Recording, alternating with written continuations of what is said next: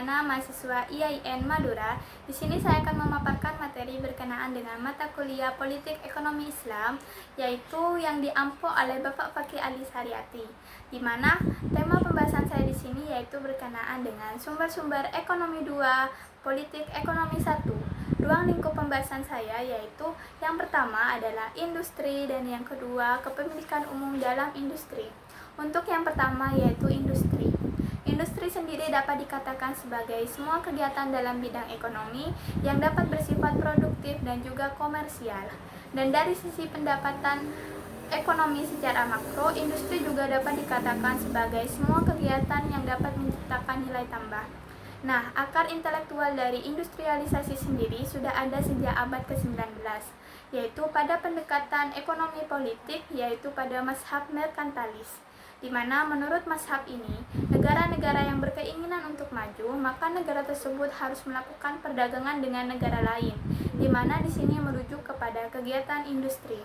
Perlu diketahui, negara seperti apa yang dapat dikatakan sebagai negara sudah masuk ke era industrialisasi, yaitu negara yang sudah mampu mentransformasikan struktur perekonomiannya dari sesuatu yang berat atau bersifat tradisional menjadi sesuatu yang lebih modern.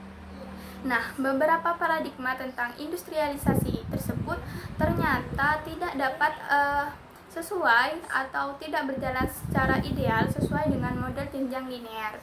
Mengapa demikian? Karena beberapa kenyataannya pemilik modal atau orang yang berkuasa ternyata menempatkan buruh atau pekerjanya kepada posisi yang lemah. Nah, hal demikian tidak diperkenankan dalam sistem ekonomi Islam. Oleh karena itu, sistem ekonomi Islam hadir untuk menengahi permasalahan-permasalahan yang ada.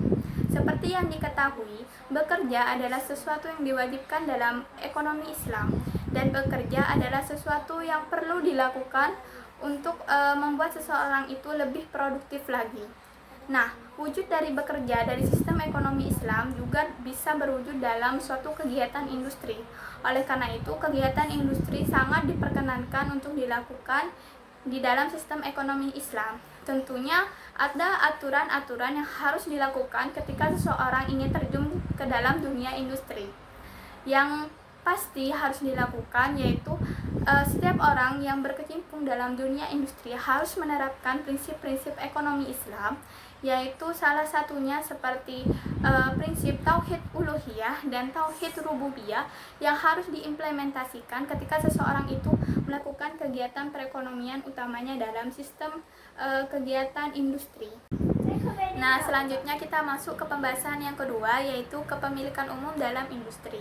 Berkenaan dengan kepemilikan umum dalam industri di sini, yaitu jika suatu barang atau produk yang dihasilkan masuk ke dalam kategori kepemilikan umum, maka pengelolaannya harus dipegang oleh pemerintah.